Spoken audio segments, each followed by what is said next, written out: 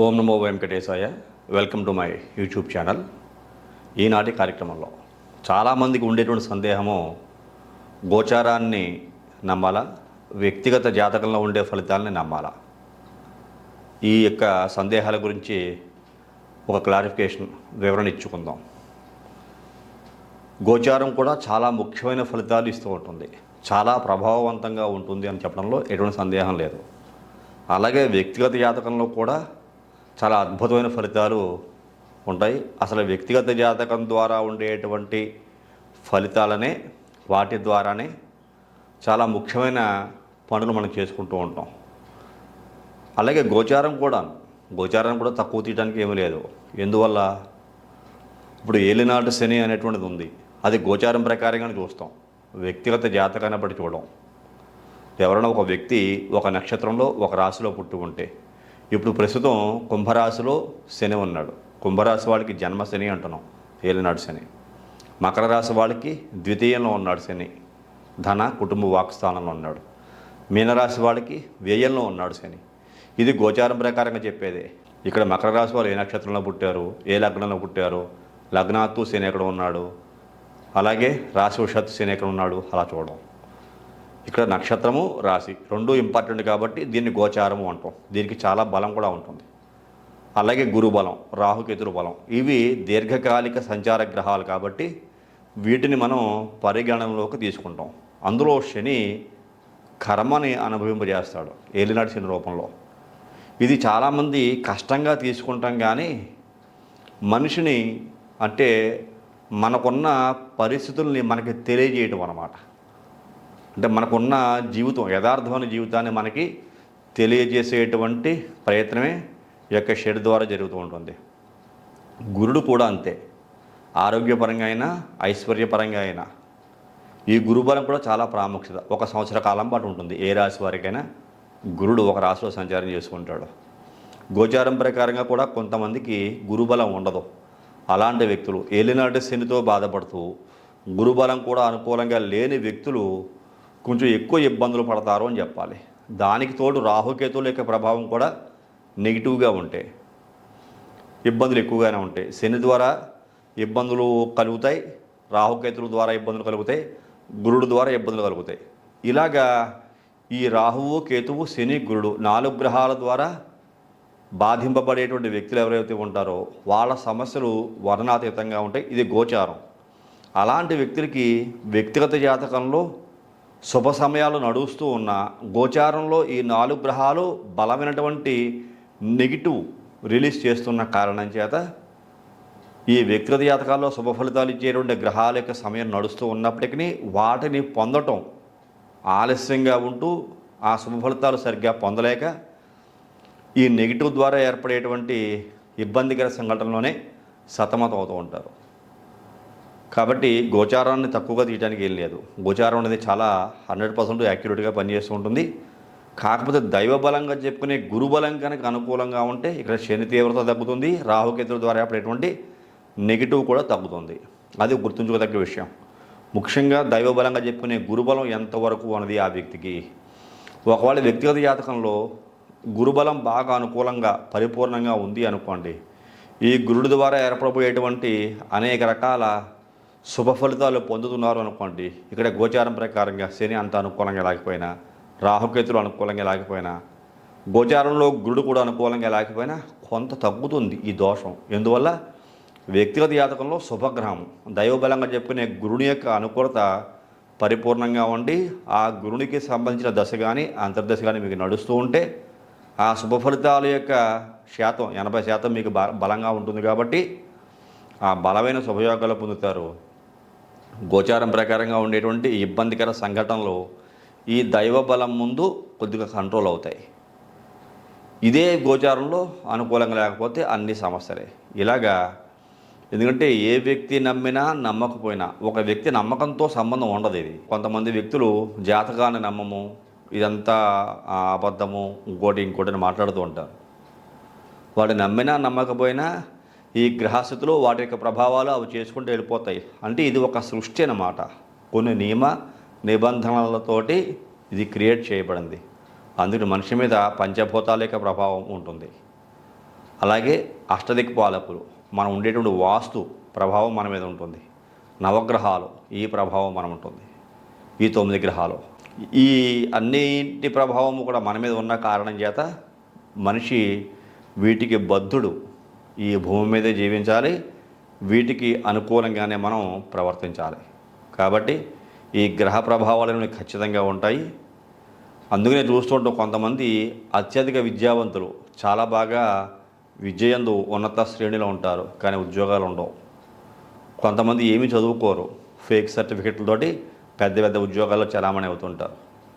మరి ఎలాగా అంటే మానవుని యొక్క ప్రయత్నమే అన్ని చోట్ల సాగుతుంది అనుకోవటం కూడా పొరపాటే. మానవుడు ఎంత ప్రయత్నం చేసినా కూడా కొన్ని సందర్భాల్లో విజయాన్ని సాధించడం కష్టం అవుతుంది. చాలా సమయం తీసుకోవచ్చు విజయం సాధించడానికి. ఒక్కొక్క సందర్భంలో ఆ పని యందు విజయం సాధించలేకపోవచ్చు కూడా. నేనే గొప్ప అనుకోకూడదు. కాకపోతే అహం లేకపోతే మనిషి బతకలేడు. నేను అనేటువంటి నేను నాది అనే అహమే మనిషిని బతికిస్తుంటుంది, అది లేకపోతే బతకలేడు. కాబట్టి ఈ గ్రహ స్థితిగతులు కూడా అంతే, నమ్మినా నమ్మకపోయినా ప్రతి ఒక్క వ్యక్తి మీద ప్రభావం చూపెడుతూ ఉంటాయి. కాబట్టి ఈ గోచార ప్రభావం ఖచ్చితంగా ఉంటుంది. వ్యక్తిగత జాతకంలో ఉండేటువంటి ప్రభావం కూడా ఖచ్చితంగా ఉంటుంది. ఈ గోచార ప్రభావము ఇప్పుడు తులారాశి వారు ఉన్నారు. ఈ తులారాశి వారికి అష్టమంలో గురుడు ఉన్నాడు. ఇక మే 1వ తారీఖు నుంచి అష్టమంలో గురుడు ప్రారంభమవుతున్నాడు. మరి అష్టమ గురుడు తులారాశి వారికి మంచివాడా అంటే మంచివాడేం కాదు. 3, 6 స్థానానికి ఆధిపత్యం వహించే గురుడు అష్టమంలో సంచారం చేస్తున్నాడు. మరి జీవితం అంతా అలా ఉంటుందా అంటే ఇక్కడ మీకు పంచమంలో కుంభరాశి యందు శని అనుకూలంగా ఉన్నాడు, 6వ ఇంట రాహు యోగిస్తాడు. చూసారా, ఇక్కడ దైవబలంగా చెప్పుకునే గురుబలం అనుకూలంగా లేకపోయినా శని రాహుల యొక్క అనుకూలత ఉన్న కారణం చేత ఈ తులారాశికి గురుడు కన్నా కూడా శని రాహుల యొక్క అనుకూలతే బాగా ఉపయోగపడుతుంది. అయినప్పటికీ అష్టమ గురుడు అయిన కారణం చేత ఈ శని రాహుల ద్వారా ఏర్పడే శుభ ఫలితాలు పొందుతారు. అష్టమ గురుడు ద్వారా ఏర్పడబోయేటువంటి ఇబ్బందికర సంఘటనలకు కూడా గురవుతారు. మరి ఇదే మకర రాశి చూసామనుకోండి, ఈ మకర రాశి వాళ్ళకి పంచమంలో గురుడు ఉన్నాడు. మరి మకర రాశికి 3, 12 స్థానానికి అధిపతి ఈ యొక్క గురుడు. అంత అనుకూలమైన గ్రహమే కాదు, మరి పంచమంలో గురుడు యోగిస్తాడు. చాలా అద్భుతమైన యోగాలు పొందేటువంటి వ్యక్తుల్లో మకర రాశి వారు ముందు వరుసలో ఉన్నారని చెప్పుకోవచ్చు. ద్వితీయంలో శని, తృతీయంలో రాహువు. మరి మకర రాశికి 3వ ఇంట రాహు యోగిస్తాడు. ధన కుటుంబ వాక్సాలను ద్వితీయంలో ఎల్లినడిసినప్పటికీ కూడా స్వక్షేత్రాధిపతి అయిన కారణం చేత శని కూడా యోగిస్తాడు. ఇక్కడ గురుడు కూడా యోగిస్తున్నాడు. చూసారా ఎంతటి అదృష్టవంతులో ఈ యొక్క మకర రాశి వారు. శని బలం ఉంది, రాహు బలం ఉంది, గురు బలం ఉన్నది. వీళ్ళు పట్టిందల్లా బంగారం అవుతూ ఉంటుంది. మరి వీళ్ళకి ఈ స్థానంలో గురుడు యోగిస్తున్నాడు, తులరాశి వాళ్ళకి ఆ స్థానంలో గురుడు యోగించట్లేదు. అలాగా ప్రతి రాశి వారికి కూడా ఇది గోచారం. మరి వ్యక్తిగత జాతకాల్లో ఈ మకర రాశి వాళ్ళకి జననకాల గురు మహాదశ కానీ గురు అంతర్దశ కానీ నడుస్తోంది అనుకోండి, ఎంతటి యోగం ఉంటుందో ఆలోచించండి. అసలు గోచారం ప్రకారంగానే గురుడు పంచమంలో అఖండమైన యోగాన్ని కలిగిస్తూ ఉంటే, ఇదే మకర రాశి వాళ్ళకి వ్యక్తిగత జాతకాల్లో మీకు గురు అంతర్దశ కానీ గురు మహాదశ కానీ నడుస్తూ ఉంటే మట్టి పట్టుకుంటే బంగారం అయిపోద్ది. ఈ సంవత్సరం 2024 మే నెల నుంచి 2025 మరలా గురుడు మారేంత వరకు. చూసారా, అలాంటి అదృష్టం గోచారం ప్రకారంగా ఉంది. వ్యక్తిగత జాతకంలో కూడా ఆ గురుడు అనుకూలంగా ఉండడం అనుకోండి, వీళ్ళే అదృష్టవంతులు, వాళ్ళనే లక్కీ పర్సన్స్గా చెప్తూ ఉంటాం. 10 ఏళ్ళుగా కష్టపడుతున్నాం, మాకు ఏ పని అవ్వట్లేదు, ఇప్పుడు ఆటోమేటిక్గా పనులు అయిపోతుందని చెప్తూ ఉంటారు. మేము వెళ్లకుండా వాళ్ళే మాకు కావాల్సిన పనులు ఎదుటి వ్యక్తులే మాకు చేసి పెడుతున్నారు. దైవం అనుకూలంగా ఉంది, చేసే ప్రతి పని సక్సెస్ అవుతుందని చెప్తుంటారు సరే. అలాగా ఈ మకర రాశి వాళ్ళకి యోగం పట్టిందని చెప్పుకోవచ్చు. అలా అన్ని రాశులకే ఉంటుంది, మకర రాశి వాళ్ళకి కాదు. ఇప్పుడు మేషరాశి ఉంది, మేషరాశికి ద్వితీయంలో గురుడు మారుతున్నాడు, మరి అఖండమైన యోగమే. మేషరాశికి లాభాధిపతి లాభస్థానంలో శని యొక్క అనుకూలత ఉంది. మరి శని గురుడు అఖండమైన యోగాన్ని మేషరాశికి కలిగిస్తున్నారు. మరి ఎంత గొప్ప అదృష్టం. అలాగే ఒక్కొక్క రాశికి ప్రతి రాశికి ఉంటుంది. ఏ రాశికైనా ఒక్కొక్క రాశికి ఏమో గురుడు యోగిస్తాడు, ఒక్కొక్క రాశికి శని యోగిస్తాడు, ఒక్కొక్క రాశికి శని గురు రాహులు యోగిస్తారు, ఒక్కొక్క రాశికి గురుడు కేతువు యోగిస్తారు. చూసారా, అలాగే ఒక్కొక్క రాశికి రాహు యోగించడు. ఇప్పుడు ఇందాక మేషరాశి గురించి చెప్పాను. ఈ మేషరాశి వాళ్ళే ద్వితీయంలో రాహు యోగిస్తున్నాడు, మరి 6వ ఇంటో కేతువు యోగిస్తాడు, 11వ శని యోగిస్తున్నాడు. రాహు వ్యయమందు యోగించాడు. అయినా అక్కడ 3 గ్రహాలు యోగిస్తున్నాయి. చూసారా, గురుడు కేతువు శని 3 గ్రహాలు యోగిస్తున్నాయి. మరి మేషరాశి వారు ఎంత అదృష్టవంతులు. ఇదే వీళ్ళ వ్యక్తిగత జాతకంలో ఈ దశలు నడుస్తూ ఉంటే అంతర్దశలు కానీ గురు మహాదశ కానీ గురు అంతర్దశ కానీ కేతు మహాదశ కానీ కేతు అంతర్దశ కానీ శని మహాదశ కానీ శని అంతర్దశ కానీ నడుస్తూ ఉంటే మరి వీళ్ళకి డబల్ అవుతా యోగం, అదృష్టం మరింత పెరుగుతుంది. అలాగా అదృష్టం ఉండదు అనుకోకూడదు. ఇప్పుడు ఈ సంవత్సరం ఈ గురుడు యొక్క మార్పు వలన కొన్ని రాసుల వాళ్ళకి ఇబ్బందికర సంఘటనలే ఉన్నాయి. ఇక్కడ గురుని యొక్క ప్రభావాన్ని దృష్టిలో పెట్టుకుని కొన్ని విషయాలు చెప్పడం జరుగుతుంది కొన్ని రాసుల వాళ్ళకి. అంటే ఇతర గ్రహాల యొక్క ప్రభావం లేదు అని కాదు, ఉంటుంది. కాకపోతే దైవబలంగా చెప్పుకునే గురు ప్రభావము కొంచెం అత్యధిక మోతాదులో ఇబ్బందికర సంఘటనల్ని చూపిస్తున్న కారణం చేత కొంచెం జాగ్రత్తలు వహించాలి. ఎందువల్ల అంటే దైవబలం అన్నిటికన్నా గొప్పది కాబట్టి ఈ దైవబలంగా చెప్పుకునే గురుబలం కొంచెం ఇబ్బందికర పరిస్థితుల్ని కొన్ని రాసుల వాళ్ళకి కలిగిస్తున్న కారణం చేత జాగ్రత్త తీసుకోమని చెప్పడం తప్పలేదు. ఇలాగేంటంటే ఒక్కొక్కరికి ఒక్కొక్క పరిస్థితి ఉంటూ ఉంటుంది. వ్యక్తిగత జన్మజాతకంలో కూడా అంతే. వ్యక్తిగత జాతకంలో ఈ పర్సనల్ హారోస్కోప్లో ఉండే గ్రహాల యొక్క స్థితిగతుల ప్రభావాలు ఉంటాయి, గోచారపరంగా ఉంటాయి ఖచ్చితంగా. కాబట్టి ఇందులో గురుడు బాగోలేదని టెన్షన్ పడాల్సిన అవసరం ఉండదు. ఈ సంవత్సరం బాగోకపోతే నెక్స్ట్ ఇయర్ కొంతమంది చాలా బాగుంటాడు. మరి నెక్స్ట్ ఇయర్ కొన్ని రాసుల వాళ్ళకి ఎప్పుడు బాగున్నాడు, నెక్స్ట్ ఇయర్ బాగుండకపోవచ్చు. అలాగే గ్రహస్థితులు ఎప్పుడూ కూడా ఒక సంవత్సరం ఒకరికి బాగుంటే ఇంకో సంవత్సరం ఇంకొకరికి బాగుంటాయి. ఇది గోచారం, కానీ ప్రభావం మాత్రం ఖచ్చితంగా ఉంటుంది. గోచార ప్రభావం అనుభవిస్తారు. ఎప్పుడూ నిత్యము కూడా దైవ సంబంధమైన కార్యక్రమాల్లో పాల్గొంటూ ఈ దైవానికి అనుకూలంగా ఆ ఇష్టంగా ఉండేటువంటి పనులు చేస్తూ ఉంటే ఈ గ్రహదోషాలు తగ్గుముఖం పడతాయని శాస్త్రవచనం. అందుకనే ఈ గ్రహదోషాల నిమిత్తము ఈ దైవ సంబంధమైన ఆరాధనలు, పూజలు, జపాలు, హోమాలే ఉంటాయి, కానీ ఇతరత్రా పెద్దగా ఏమి ఉండవు. వీటిని ఆచరిస్తూ ఉండాలి. ఈ గ్రహాలకి సంబంధించి అంతరిక్ష అధిదేవతలని, అంటే దశ మహావిద్యలకు సంబంధించినటువంటి అమ్మవార్ల యొక్క ఆరాధనలు అని చెప్పేసి, నవగ్రహాలకి సంబంధించిన ఆరాధనలు అని చెప్పేసి, చూసారా, పంచభూతాలు, వాస్తుకి సంబంధించినవి, ఇవన్నీ కూడా మనం వాడుకుంటూనే ఉంటాం. ప్రతి నిమిషము కూడా ఈ యొక్క శక్తుల్ని వాడుకుంటూనే ఉంటాం.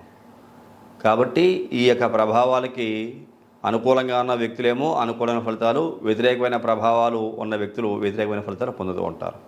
ఇది సహజంగా ప్రతి సంవత్సరము జరుగుతూనే ఉంటుంది. ఈ సంవత్సరం కొన్ని రాసుల వాళ్ళకి గురుని యొక్క ప్రభావం వలన అనుకూలమైన ఫలితాలు లేవు అంటే వాళ్ళైతే ఇబ్బందులు పడిపోతారు, మొత్తం శాశ్వతంగా కష్టాలు పడిపోతారు అని కాదు కదా అర్థం. కొంత ఇబ్బంది పడే అవకాశం ఖచ్చితంగా ఉంటుంది. అది ఆరోగ్యపరంగా అయినా, ఉద్యోగపరంగా అయినా, వ్యవసాయపరంగా అయినా, ఆర్థికంగా అయినా, ఇలా ఏ రంగంగా చూసుకున్నా సరే. మన నెక్స్ట్ ఇయర్ వాళ్ళకి బాగుంటుంది, నెక్స్ట్ ఇయర్ ఇప్పుడు బాగున్న వాళ్ళకి నెక్స్ట్ ఇయర్ బాగుండకపోవచ్చు. అది దాని యొక్క అర్థం. కాబట్టి మీ అందరికీ ఈ గోచార ప్రభావం ఎంతవరకు పనిచేస్తుందనే విషయం అర్థమయ్యే ఉంటుంది. ఈ కార్యక్రమం నచ్చితే ప్రతి ఒక్కరు లైక్ చేయండి, షేర్ చేయండి, సబ్స్క్రైబ్ చేయండి. తదుపరి వచ్చే కార్యక్రమంలో మరిన్ని ఆసక్తి విషయాలు తెలియజేసుకుందాం. అంతవరకు సెలవు, నమస్కారం.